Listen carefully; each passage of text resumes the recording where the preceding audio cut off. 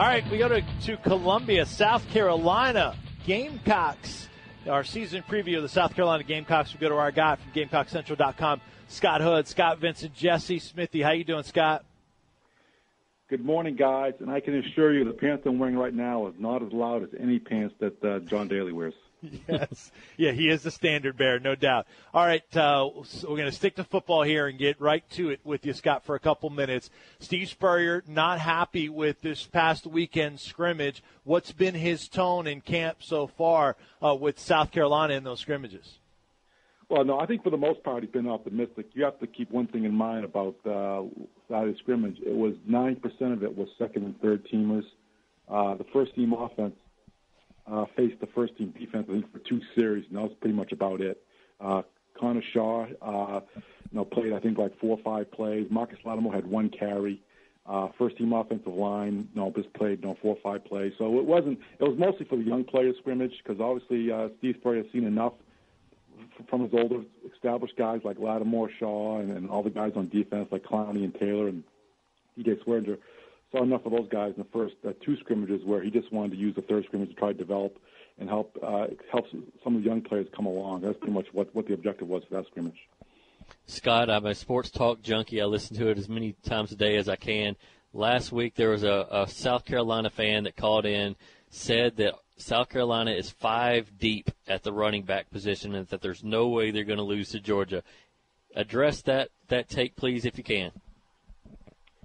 Well, they're certainly deep at running back. In fact, this is I've been around the program since 1994, and this is certainly the deepest I can ever remember the running back position. Now, whether that's how it's going to help them against Georgia remains to be seen, obviously, because that's the 6th game of the season now, as opposed to Week 2 matchup where it has traditionally been. But no doubt with Lattimore, Kenny Miles, who's a 5th-year senior, who's done some good things in the past, had a strong finish to last season. You have Brandon Wiles, who's hurt right now, but had 300-yard games, including one against Tennessee. You have Sean Carson, who's hurt, who just injured a wrist now in a scrimmage. Of course, you got Mike Davis, the true freshman, who's the number 1 running back prospect in the state of Georgia. So between those 5 guys, absolutely, I think they got a lot of depth at the running back position. But obviously, as I mentioned, Carson and Wiles right now are battling injuries. So right now there is some from that perspective, it's probably a little bit of a concern. Scott Hood from GamecockCentral.com joining us. We're previewing South Carolina here in 2012. Scott, what are some of the notable things throughout camp for our listeners that have transpired so far that you've learned here in the preseason? Well, obviously the key question coming into preseason camp was, number one, there was really 2 questions, especially on offense. Number one, who's going to replace Alshon Jeffrey at wide receiver? Obviously, he had 88 catches 2 years ago, almost 50 last year, so that's a lot of production to replace. And number 2, they had to start developing some depth along the offensive line. That's hurt them the last couple of years. Sean Elliott's has done a tremendous job with the O-line since coming over from Appalachian State after starting in 2010. But through recruiting, they're starting to really grow and develop the offensive line and develop some depth. But still, for this year, anyways, it's still going to be a situation where they had the first 5 is pretty good in my opinion. I think the first 5 can compete with most offensive lines in the SEC, but the question is that most of the backups have little or no playing experience. So if they have some major injuries on the offensive line, they're really going to be hurting. But of course, the big question that everybody wants to know is who's going to replace Alshon Jeffrey. And it looked like Ace Sanders right now, but he's 5'7", 5'8". He's about 7 inches shorter than Alshon Jeffrey. So the passing game has sort of transitioned from one with a lot of tall receivers, 6-foot tall receivers, into one where now most of the guys, most of the top receivers are all below 6 feet. So the passing offense this year is going to feature a lot more speed, quickness, and a lot more vertical passing game. Guys like Demir Bird, who's probably the fastest player in the team, who really didn't see much action last year, got suspended for the first 4 games and only had 1 catch. So I think you're going to see a lot more downfield passing, which is what Steve Spurrier wants, and a lot more smaller, quicker, fast guys running around the field. Real quick, how good is this defense?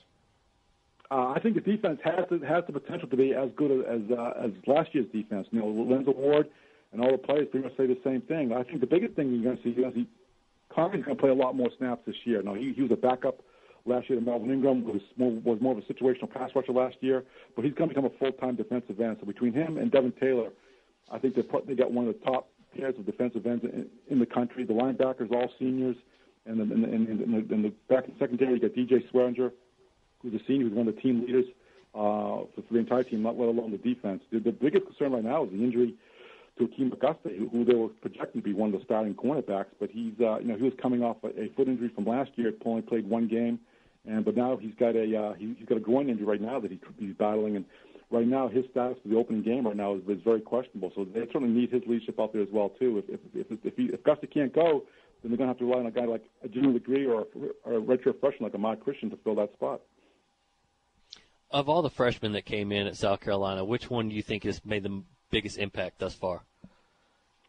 Probably Shaq Rowland, as expected. Now he's shown the most Alshon-like skills of any wide receiver so far in terms of his ability to rise up above the cornerbacks and catch the ball at its highest point. Alshon was absolutely fabulous at that, as we saw time and time again throughout his career here. So even though he's about 2-3 inches shorter than Alshon was, he's got incredible leaping ability and incredible athleticism, and that's been on display throughout the first 3 scrimmages here in camp. Scott, last thing real quick. Has your opinion on the South Carolina team changed at all, seeing them through camp from what you thought in the offseason? At this point, no.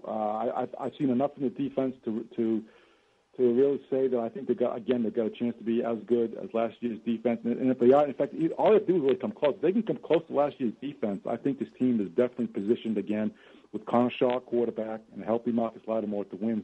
I think to win 10 or 11 games again. You think they win the East or Georgia? It's probably going to come down to that game on October 6th in Columbia. Now, I think most people say that Georgia has the easiest schedule. The fact they get Ole Miss and USC has to play Arkansas and LSU. So we'll see again. It could come down to a scheduling thing like it did last year. But you would have to think that whoever wins that October 6th game in Columbia will probably win the division. Scott Hood covers South Carolina Gamecocks for GamecockCentral.com. Scott, really appreciate it. Always great to visit with you. We'll talk to you soon, my friend.